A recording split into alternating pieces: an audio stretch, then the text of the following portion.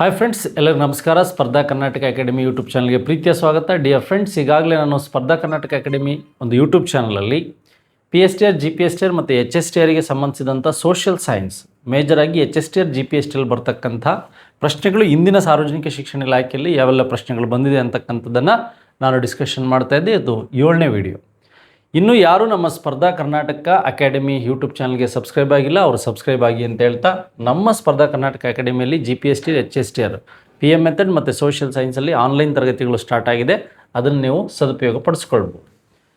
ಹಾಗಾದರೆ ಈಗ ಮೊದಲ ಪ್ರಶ್ನೆ, ಹಿಂದೆ ಬಂದಿರತಕ್ಕಂಥ ಪ್ರಶ್ನೆಗಳನ್ನು ನಾವು ಮಾತಾಡ್ತಾ ಹೋಗೋಣ.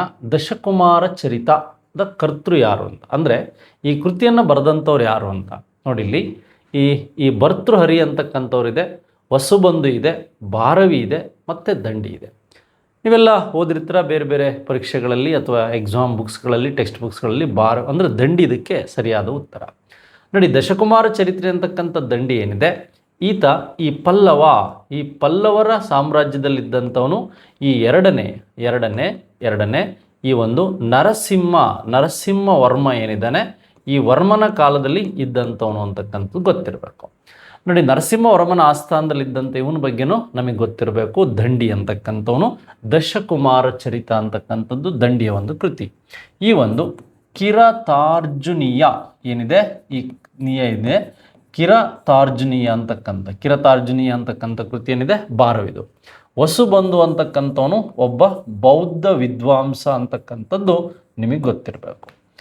ನೆಕ್ಸ್ಟ್ ಹಾಗಾದರೆ ಬೃಹತ್ ಅಂದರೆ ಭರ್ತೃಹರಿ ಅಂತಕ್ಕಂಥವನೇನಿದೆ, ಈ ಭರ್ತೃಹರಿಗೆ ಸಂಬಂಧಿಸಿದಂಥ ಕೃತಿಗಳ ಬಗ್ಗೆನೂ ನಮಗೆ ಗೊತ್ತಿರಬೇಕು. ಶತಕತ್ರಯ ಅಂತಕ್ಕಂಥದ್ದೇನಿದೆ, ಈ ಒಂದು ಶತಕತ್ರಯ ಅಂತಕ್ಕಂಥ ಒಂದು ಕೃತಿಯ ಬಗ್ಗೆ ನಿಮಗೆ ಗೊತ್ತಿರಬೇಕು.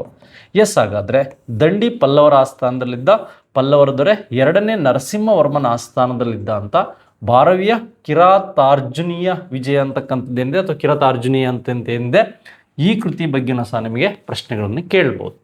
ಹಾಗಾದರೆ ಮೊದಲನೇ ಪ್ರಶ್ನೆಗೆ ದಂಡಿ ಅಂತಕ್ಕಂಥ ಪೊಯೆಟ್, ಕವಿ ಉತ್ತರ ಸರಿ ಇದೆ.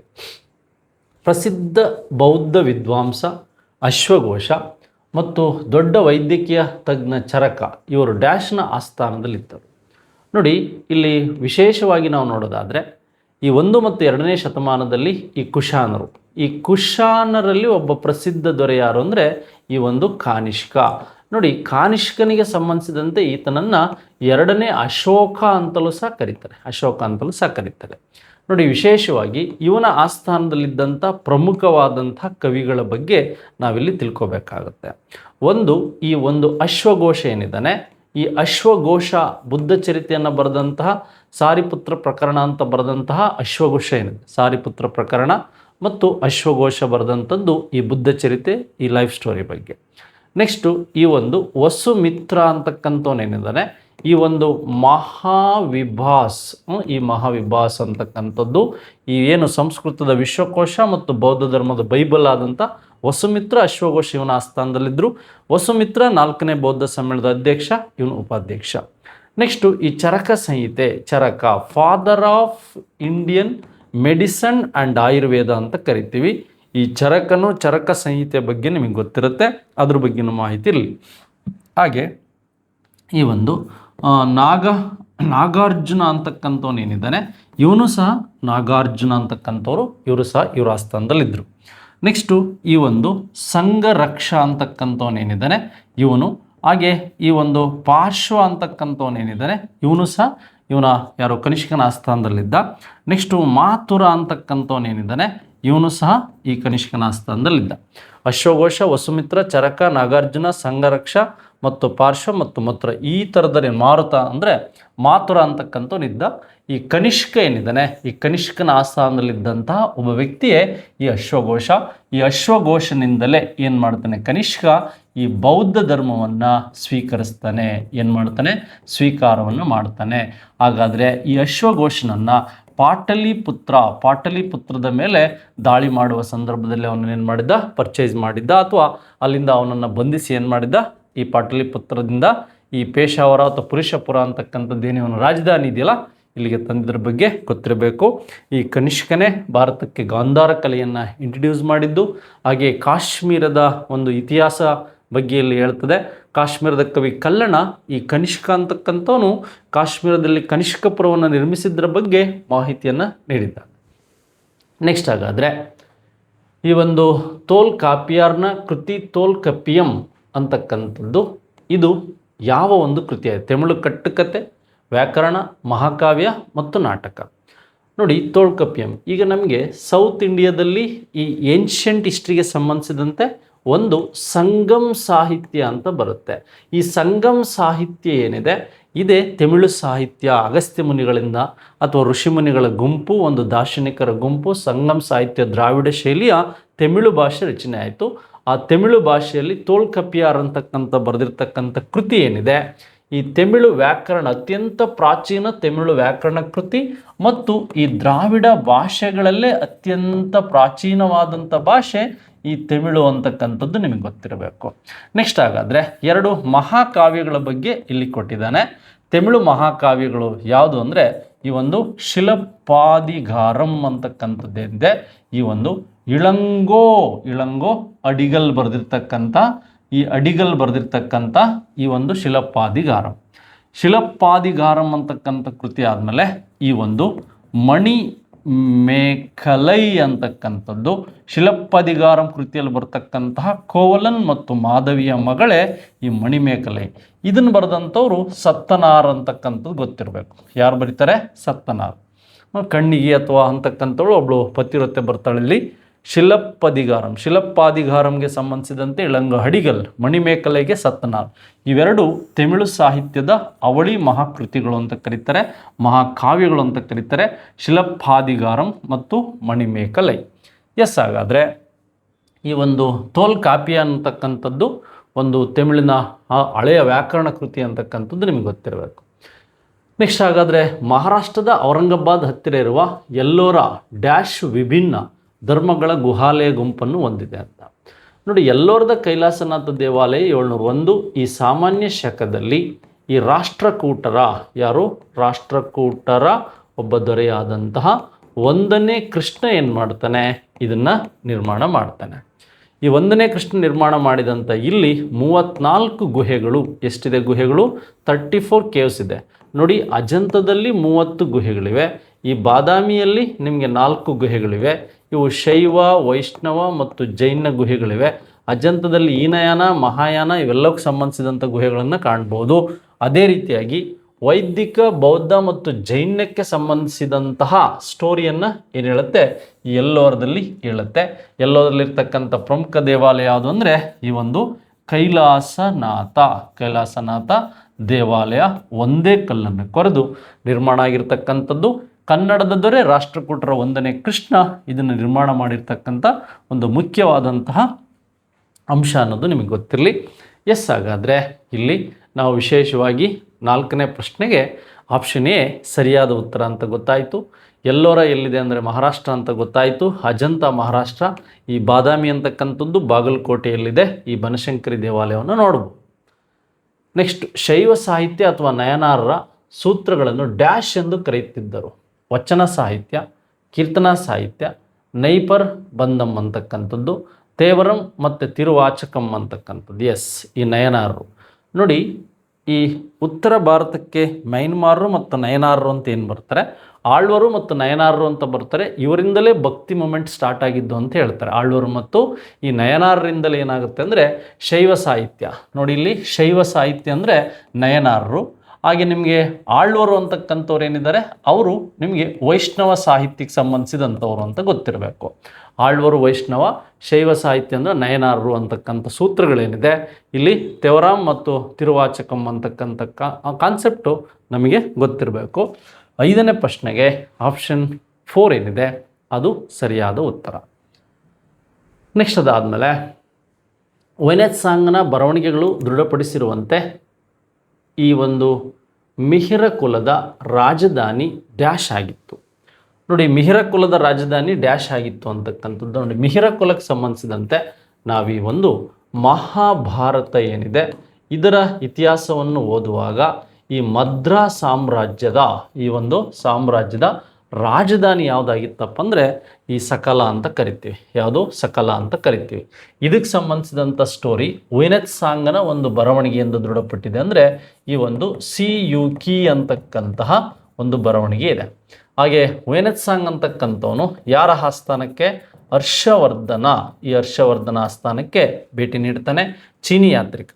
ಭಾರತಕ್ಕೆ ಬಂದಂಥ ಮೊದಲ ಚೀನಿ ಯಾತ್ರಿಕ ಪಾಹಿಯಾನ್ ಅಂತ ಗೊತ್ತಿರಬೇಕು. ಇವನು 2ನೇ ಚಂದ್ರಗುಪ್ತನ ಆಸ್ಥಾನಕ್ಕೆ ಬರ್ತಾನೆ. ಹಾಗೆ ಹರ್ಷವರ್ಧನ ಅಂತಕ್ಕಂಥವನು ಈ ವೆನೆತ್ ಸಾಂಗ್ ಅಂತಕ್ಕಂಥವನು ಹರ್ಷವರ್ಧನ ಆಸ್ಥಾನಕ್ಕೆ ಬರ್ತಾನೆ. ಹಾಗೆ ಈ ಈತ್ ಸಿಂಗ್ ಅಂತಕ್ಕಂಥವನು ಏನಿದ್ದಾನೆ, ಇವನು ನಳಂದ ವಿವಿಯಲ್ಲಿ ಒಬ್ಬ ಸ್ಟೂಡೆಂಟ್ ಆಗಿರ್ತಾನೆ ಅಂತಕ್ಕಂಥದ್ದು ಗೊತ್ತಿರಬೇಕು. ಅದೇ ರೀತಿಯಾಗಿ ನಳಂದ, ವಿಕ್ರಮಶಿಲಾ, ತಕ್ಷಶಿಲಾ ಇವುಗಳ ಬಗ್ಗೆನೂ ಐಡಿಯಾ ಇರಬೇಕು. ಈ ಸಕಲ ಅಂತಕ್ಕಂಥದ್ದು ಗೊತ್ತಾಯಿತು. ಮದ್ರಾಸ್ ಸಾಮ್ರಾಜ್ಯದ ಒಂದು ಕ್ಯಾಪಿಟಲ್ ಸಿಟಿ ಸಕಲ ಆಗಿತ್ತು. ಇದನ್ನು ನಾವು ದೃಢಪಡಿಸಿರ್ತಕ್ಕಂಥದ್ದು ವೆನೆತ್ ಸಾಂಗನ ಒಂದು ಕೃತಿಯಲ್ಲಿ ಅಂತಕ್ಕಂಥ ಪ್ರಶ್ನೆ ನಮಗೆ ಕೇಳಿದ್ದಾರೆ.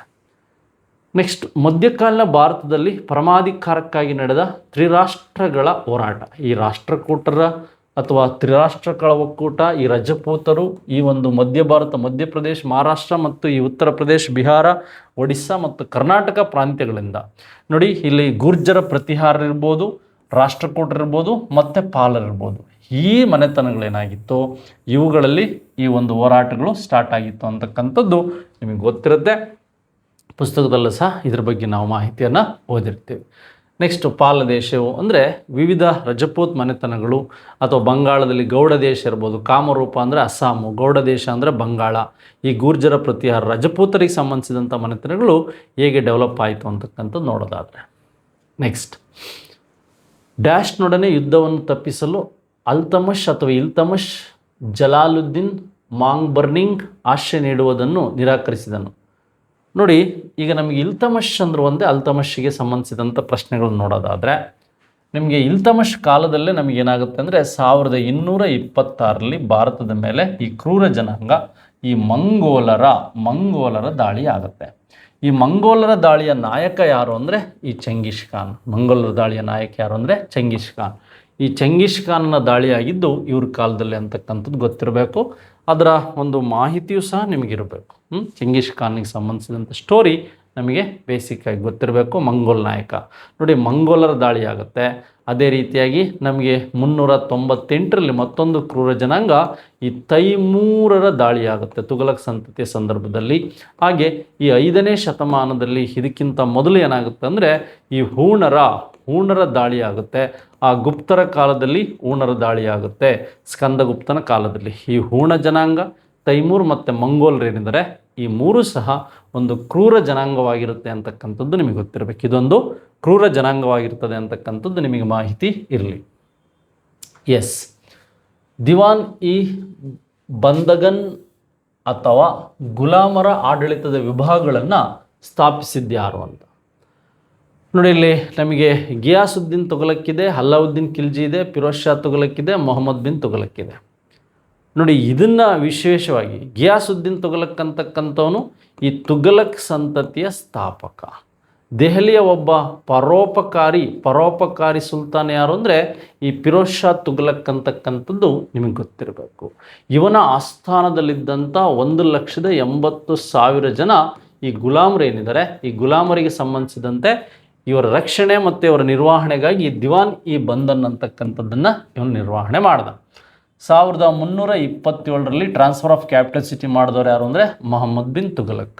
ಅಲ್ಲಾವುದ್ದೀನ್ ಖಿಲ್ಜಿ ಅಂದರೆ ದಕ್ಷಿಣ ಭಾರತದ ಮೇಲೆ ದಾಳಿ ಮಾಡಿದ್ದು ಅಥವಾ ಈತ ಒಂದು ಬೃಹತ್ ಸೇನೆಯನ್ನು ದೆಹಲಿಯಲ್ಲಿ ಕಟ್ಟಿದ್ದು, ದಾಗ್ ಪದ್ಧತಿಗಳನ್ನು ಜಾರಿಗೆ ತಂದಿದ್ದು, ಈ ಅಟೆಂಡೆನ್ಸ್ ಸಿಸ್ಟಮನ್ನು ಜಾರಿಗೆ ತಂದಿದ್ದು, ಅಂದರೆ ಈ ವೇತನ ಪದ್ಧತಿಯನ್ನು ಏನು ಮಾಡಿದರು ಅಂತಕ್ಕಂಥದ್ದು ಜಾರಿಗೆ ತರೋದಕ್ಕೆ ಏನೆಲ್ಲ ಮಾಡಿದ್ರು ಅಲ್ಲಾವುದ್ದೀನ್ ಖಿಲ್ಜಿ ಅಂತಕ್ಕಂಥದ್ದು ನಿಮ್ಗೆ ಗೊತ್ತಿದೆ. ಎಸ್, ಹಾಗಾದರೆ ಈ ಒಂದು ಅಂಶಗಳಲ್ಲಿ ರೈಟ್ ಆನ್ಸರ್ ಯಾವುದು ಅಂದರೆ ಫಿರೋಜ್ ಶಾ ತುಘಲಕ್ ಸ್ನೇಹಿತರೆ. ನೆಕ್ಸ್ಟ್, ದೆಹಲಿ ಹತ್ತಿರದಲ್ಲಿ ತುಘಲಕಾಬಾದ್ ಕೋಟೆ ನಗರವನ್ನು ಸ್ಥಾಪಿಸಿದವರು ನೋಡಿ. ಫಿರೋಜ್ ಶಾ ತುಘಲಕ್ ನೀರಾವರಿ ವ್ಯವಸ್ಥೆ ಇದಕ್ಕೆ ಸಂಬಂಧಿಸಿದಂತೆ. ಮೊಹಮ್ಮದ್ ಬಿನ್ ತುಘಲಕ್ ನೋಡಿ ಟೋಕನ್ ಕರೆನ್ಸಿ ಸಿಸ್ಟಮನ್ನು ತಂದಿದ್ದು, ಟ್ರಾನ್ಸ್ಫರ್ ಆಫ್ ಕ್ಯಾಪಿಟಲ್ ಸಿಟಿಯನ್ನು ತಂದಿದ್ದು, ಮತ್ತು ಇಬನ್ ಬಟೋಟಾ ಬರೇನಿ ಅಂತಕ್ಕಂಥದ್ದು ಇದ್ದದ್ದು ಈ ಮೊಹಮ್ಮದ್ ಬಿನ್ ತುಘಲಕ್ಕನ ಕಾಲದಲ್ಲಿ. ಆದರೆ ಗಿಯಾಸುದ್ದೀನ್ ತುಘಲಕ್ ಏನಿದ್ದಾನೆ ಇವನು ಈ ತುಘಲಕಾಬಾದನ್ನು ಕಟ್ಟಿಸ್ತಾನೆ. ಯಾರು? ತುಘಲಕಾಬಾದ್ ಕೋಟೆಯನ್ನು ಕಟ್ಟಿಸ್ತವನು ಯಾರು ಅಂದರೆ Ghiyasuddin, the founder of Tughlaq dynasty ಏನಿದೆ ಅವನು ಅಂತಕ್ಕಂಥದ್ದು ನಿಮಗೆ ಗೊತ್ತಿರಬೇಕು. ಇದು ಮೇಜರಾಗಿ ಬರುವಂತಹ ಪ್ರಶ್ನೆಗಳು.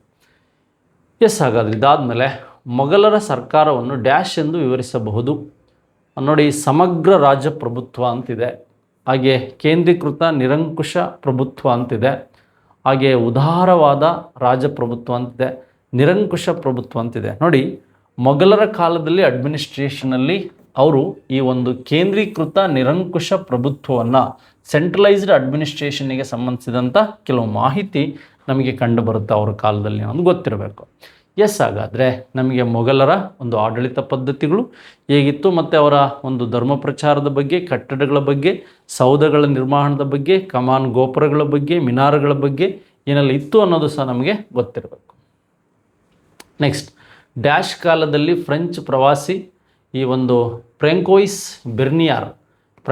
ಬೆರ್ನಿಯಾರ್ ಭಾರತಕ್ಕೆ ಭೇಟಿ ನೀಡಿದ್ದು. ಔರಂಗಜೇಬ್, ಹಾಗೆ ಎರಡನೇ ಆಲಂ ಶಾ, ಹಾಗೆ ಕೃಷ್ಣದೇವರಾಯ, ಹುಮಾಯೂನ್. ನೋಡಿ, ಎರಡನೇ ಆಲಂ ಶಾ ಅಂತಕ್ಕಂಥವನು ಏನಿದ್ದಾನೆ ಇವನು ಬೇರೆ. ಈ ಪ್ರಶ್ನೆಗೆ ರೈಟ್ ಆನ್ಸರ್ ಯಾವುದು ಅಂದರೆ ಔರಂಗಜೇಬ್. ಈಗ ಎರಡನೇ ಶಾ ಆಲಂ ಅಂತಕ್ಕಂಥವನು 1764 ಈ ಬಕ್ಸರ್ ಕದನಕ್ಕೆ ಸಂಬಂಧಿಸಿದಂತೆ ನೋಡ್ಬೋದು. ಫ್ರೆಂಚಿನ ಒಂದು ಆದಂಥ ಬೆರ್ನಿಯರಿಗೆ ಸಂಬಂಧಿಸಿದಂಥ ಅಂಶಗಳನ್ನು ನಾವು ಇಲ್ಲಿ ನೋಡೋದಾದರೆ ಇವನು ಏನು ಮಾಡ್ದ ಅಂತಕ್ಕಂಥದ್ದು ನಮಗಿಲ್ಲಿ ಗೊತ್ತಿರಬೇಕು. ಟೆವೆರ್ನಿಯಾರ್ ಮತ್ತು ಬೆರ್ನಿಯಾರ್ ಅಂತಕ್ಕಂಥವ್ರು ಯಾರು? ಇನ್ನೊಬ್ಬ ಯಾರು ಅಂದರೆ ಈ ಒಂದು ಟೆವೆರ್ನಿಯಾರ್ ಮತ್ತು ಬೆರ್ನಿಯಾರ್ ಅಂತಕ್ಕಂಥ ಇಬ್ಬರು ಏನು ಮಾಡ್ತಾರೆ, ಇವರು ಆಸ್ಥಾನಕ್ಕೆ ಬಂದರು ಅಂತಕ್ಕಂಥದ್ದು. ಇದಕ್ಕೆ ರೈಟ್ ಆನ್ಸರ್ ಯಾರು ಅಂದರೆ ಔರಂಗಜೇಬನ ಕಾಲದಲ್ಲಿ ವ್ಯಾಪಾರ ಮತ್ತು ಅಲ್ಲಿದ್ದಂಥ ಸಾಮ್ರಾಜ್ಯಗಳ ಬಗ್ಗೆ ತಿಳ್ಕೊಳ್ಳೋದಕ್ಕೆ ಎಲ್ಲ ಆಯಿತು ಅಂತಕ್ಕಂಥದ್ದು ನಿಮಗೆ ಗೊತ್ತಿರಲಿ. ನೆಕ್ಸ್ಟ್ ಅದಾದಮೇಲೆ ನಮಗೆ ಈ ಒಂದು ಕೆಳಗಿನ ಯಾವ ವಿಜಯನಗರ ನಾಣ್ಯಗಳಲ್ಲಿ ಅತಿ ಕಡಿಮೆ ಬೆಲೆಯ ನಾಣ್ಯವಾಗಿತ್ತು? ನೋಡಿ, ಇಲ್ಲಿ ನಮಗೆ ಒಂದು ಇದೆ, ವರಹ ಮತ್ತು ಒನ್ನು ಅಂದರೆ ಇದು ಇವ್ರ ಕಾಲದ ಚಿನ್ನದ ನಾಣ್ಯ ಆಗಿತ್ತು. ಯಾರು? ವಿಜಯನಗರ ಕಾಲದಲ್ಲಿ. ಹಾಗೆ ಅದೇ ರೀತಿಯಾಗಿ ಈ ತಾರ ಅಂತಕ್ಕಂಥದ್ದು ಏನಾಗಿತ್ತು ಇವ್ರ ಕಾಲದಲ್ಲಿ? ಬೆಳ್ಳಿ ನಾಣ್ಯ ಆಗಿತ್ತು. ಯಾವುದಾಗಿತ್ತು? ಬೆಳ್ಳಿ ನಾಣ್ಯ ಆಗಿತ್ತು. ಜಿತಾಲ್ ಅಂತಕ್ಕಂಥದ್ದು ಏನಿದೆ ಇದು ಕೆಳಮಟ್ಟದ ಅಂದರೆ ವ್ಯಾಲ್ಯೂಸಲ್ಲಿ ತಾಮ್ರದ ನಾಣ್ಯ ಇದಾಗಿತ್ತು ಅಂತ ಗೊತ್ತಿರಬೇಕು. ಹಾಗಾದ್ರೆ ರೈಟ್ ಆನ್ಸರ್ ಯಾವುದು ಅಂದರೆ ಜಿತಾಲ್ ಅಂತಕ್ಕಂಥದ್ದು ಚಿನ್ನದ ನಾಣ್ಯ. ಈ ವರಹ ಒನ್ನು ಅಂತಕ್ಕಂಥದ್ದೇನಿದೆ ವಿಜಯನಗರದ ಚಿನ್ನದ ನಾಣ್ಯ. ತಾರ ಅಂತಕ್ಕಂಥದ್ದೇನಿದೆ ವಿಜಯನಗರದ ಬೆಳ್ಳಿಯ ನಾಣ್ಯ. ಜಿತಾಲ್ ಅಂತಕ್ಕಂಥದ್ದೇನಿದೆ ತಾಮ್ರದ ನಾಣ್ಯ. ಅಂದರೆ ವಜ್ರ ವೈಡೂರ್ಯಗಳನ್ನು ಬೀದಿಗಳಲ್ಲೂ ಸಹ ವ್ಯಾಪಾರ ಇತರಕ್ಕೆಲ್ಲ ಬಳಸ್ತಾ ಇದ್ರು ಅನ್ನೋದು ನಮಗೆ ಗೊತ್ತಿರಬೇಕು. ಅದರ ಕಾನ್ಸೆಪ್ಟ್ ಮೇಲೂ ಸಹ ನಮಗೆ ಒಂದು ಐಡಿಯಾ ಇರಬೇಕು. ಹಾಗಾದರೆ ಈ ಅಂಶಗಳ ಬಗ್ಗೆನೂ ನಮಗೆ ಮಾಹಿತಿ ಈಗ ಸಿಕ್ತು. ನೆಕ್ಸ್ಟ್ ಅದಾದಮೇಲೆ ನೋಡಿ, ನಮಗೆ ಈ ಒಂದು ಪ್ರಶ್ನೆಗೆ ಸಂಬಂಧಿಸಿದಂತೆ ಏನು ಕೇಳ್ಬೋದು? ಬಹುಮನಿ ಸಾಮ್ರಾಜ್ಯ ಸ್ಥಾಪಕ ಅಲ್ಲಾವುದ್ದೀನ್ ಹಸನ್ ಗಂಗು ಬಹುಮಂಶ ಸಿಂಹಾಸನವನ್ನು ಏರಿದ್ದು ಯಾವಾಗ ಅಂತಕ್ಕಂಥದ್ದು. ನೋಡಿ, ಇಲ್ಲಿ ನಮಗೆ ಬಹುಮನಿ ಅಂದ ತಕ್ಷಣ ಗೊತ್ತಾಗುತ್ತೆ. ಫಸ್ಟ್ ನಾವು ರೈಟ್ ಆನ್ಸರ್ ನೋಡೋದಾದರೆ ಇದು 37 ಆಗಸ್ಟ್ 11ಕ್ಕೆ ಈ ಬಹುಮನಿ ಸಾಮ್ರಾಜ್ಯ ಈ ಕರ್ನಾಟಕದ ಒಂದು ಮೊದಲ ಮುಸ್ಲಿಂ ಸಾಮ್ರಾಜ್ಯ ಸ್ಥಾಪನೆ ಆಗುತ್ತೆ. ಅದೇ ರೀತಿಯಾಗಿ ಈ ವಿಜಯನಗರ ಏನಿದೆ ಇದು ಸ್ಥಾಪನೆ ಆಗಿದ್ದು ಈ ಡೇಟಲ್ಲಿ. ಈ ಪ್ರಶ್ನೆಗೆ ರೈಟ್ ಆನ್ಸರ್ ಇದು ಅಂತಕ್ಕಂಥದ್ದು ಗೊತ್ತಿರಬೇಕು. ಅದೇ ರೀತಿಯಾಗಿ ನಾವು ನೋಡೋದಾದರೆ 1489 ಅಥವಾ 90ರಲ್ಲಿ ಏನಾಗುತ್ತೆ, ಈ ಬಿಜಾಪುರ ಏನಿದೆ ಈ ಬಿಜಾಪುರದ ಆದಿಲ್ ಶಾಹಿಗಳು ಯಾರು ಅಂದರೆ ಈ ಬಿಜಾಪುರದ ಆದಿಲ್ ಶಾಹಿಗಳು ಸ್ಥಾಪನೆ ಆಗುತ್ತೆ. ಯೂಸಿಫ್ ಆದಿಲ್ ಶಾಹಿಯಿಂದ ಈ ಸಾಮ್ರಾಜ್ಯ ಸ್ಟಾರ್ಟ್ ಆಗುತ್ತೆ. ನೋಡಿ, ಇಲ್ಲಿ ಹಕ್ಕ ಮತ್ತು ಬುಕ್ಕರಿಂದ ಏನಾಗುತ್ತೆ ಈ ವಿಜಯನಗರ ಸ್ಟಾರ್ಟ್ ಆಗುತ್ತೆ. ಅದೇ ಒಂದೇ ಕಾಲಗಣನೆಯಲ್ಲಿ ನಾವು ನೋಡಿ ಇಲ್ಲಿ 1336 ವಿಜಯನಗರ ಅಂತ ಗೊತ್ತಿರಬೇಕು. 1347 ಈ ಒಂದು ಬಹುಮನಿ ಅಂತಕ್ಕಂಥದ್ದು ಗೊತ್ತಿರಬೇಕು. 1399 ಏನಿದೆ ಇದು ಈ ಒಂದು ಮೈಸೂರಿನ ಒಡೆಯರು ಯದುರಾಯ ಮತ್ತು ಈ ಕೃಷ್ಣರಾಯರಿಂದ ಏನಾಗುತ್ತೆ ಯದುವಂಶಕ್ಕೆ ಸೇರಿದವರು ಇದನ್ನು ಸ್ಟಾರ್ಟ್ ಮಾಡ್ತಾರೆ. 1490ರಲ್ಲಿ ಈ ಬಹುಮನಿಯಾಗಿ ಏನಾಗುತ್ತೆ 5 ಶಾಹಿ ಮನೆತನಗಳು ಬಿಜಾಪುರ ಸ್ಟಾರ್ಟ್ ಆಗುತ್ತೆ. ಬಿಜಾಪುರ ಹರಿಹರ 1ನೇ ಅಕ್ಕಬುಕ್ಕ ಇರ್ಬೋದು, ಗಂಗು ಇರ್ಬೋದು, ಹಸನ್ ಬಹುಮನ್ ಶಾ ಇರ್ಬೋದು, ಯದುರಾಯ ಕೃಷ್ಣರಾಯ ಇರ್ಬೋದು. ನೆಕ್ಸ್ಟು ಈ ಬಿಜಾಪುರದಲ್ಲಿ ಯೂಸಿಫ್ ಆದಿಲ್ ಶಾ ಇರ್ಬೋದು. ಶ್ರೀಕೃಷ್ಣದೇವರಾಯ ಏನು ಸೋಲಿಸ್ತಾನಲ್ವ ಯೂಸಿಫ್ ಆದಿಲ್ ಶಾ ಇರ್ಬೋದು. ಹಾಗಾದರೆ ಈ ಥರದ ಪ್ರಶ್ನೆಗಳು ನಮಗೆ ಇಂದಿನ ಪ್ರಶ್ನೆ ಪತ್ರಿಕೆಗಳಲ್ಲಿ ಕೇಳುವ ಸಾಧ್ಯತೆಗಳಿದೆ. ಅವುಗಳ ಮೇಲೆ ನಮ್ಮ ಗಮನ ಇರಬೇಕು ಅಂತ ಹೇಳ್ತಾ ಮುಂದಿನ ಪ್ರಶ್ನೆ ಅಂದರೆ ಮುಂದಿನ ವಿಡಿಯೋದಲ್ಲಿ ಮತ್ತೆ ಮಾತಾಡೋಣ. ವಿಡಿಯೋ ಇಷ್ಟ ಆಗಿದ್ರೆ ಇತರರಿಗೆ ಪರಿಚಯಿಸಿ ಅಂತ ಹೇಳ್ತಾ ಈ ವಿಡಿಯೋ ಮುಗಿಸ್ತಾ ಇದ್ದೀನಿ. Thank you very much. ಧನ್ಯವಾದಗಳು.